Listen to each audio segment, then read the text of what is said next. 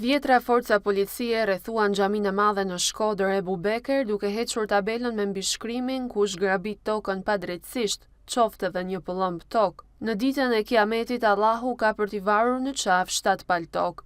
Kjo tabelë ndodhej brenda rrethimit të xhamisë, por pavarësisht kësaj, forcat e policisë ndërhyn duke bërë të mundur heqjen e saj. Operacioni u drejtua nga drejtori i policisë vendore të Shkodrës, Gentian Berberi. Përfaqësuesi i myftinisë debatoi me drejtorin Berberi duke i kërkuar që të dalin nga rrethimi, sepse ndërhyrja për heqjen e tabelës është e paligjshme sipas tij, por policia vijoi punën duke bërë heqjen e tabelës.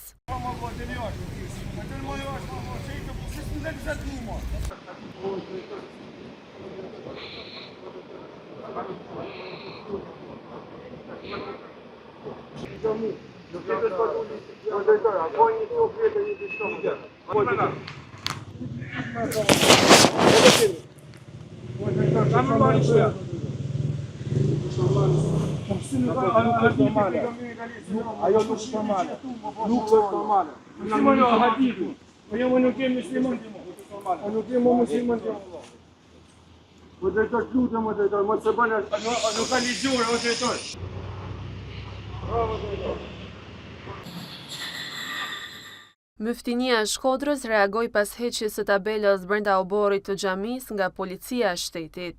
Myftinia në deklaratën e saj thotë se dënon atë akt të dhunshëm të heqjes së tabelës, ndërsa është duke përgatitur një dosje të plotë për organet kompetente.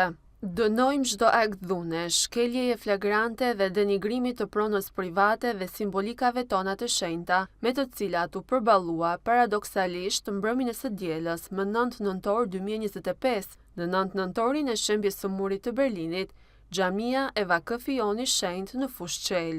Myftinia e Shkodër garanton besimtarët se dosjen e plotë të kësaj ngjarjeje të paprecedent do ta dërgojë pranë organeve kompetente, në mënyrë që personazhet e errësirës dhe hijet e mbetura të së shkuarës dhe dhunimit të vendeve të shenjta të ngelen në sirtarët e historisë. Sikurse refuzon kategorikisht gjuhën e papërkthyeshme dhe të papranueshme të cilit do, që i ka hipur dallgës për së mbrapshti, ka bërë të ditur myftinia e Shkodrës në mesazhin e saj.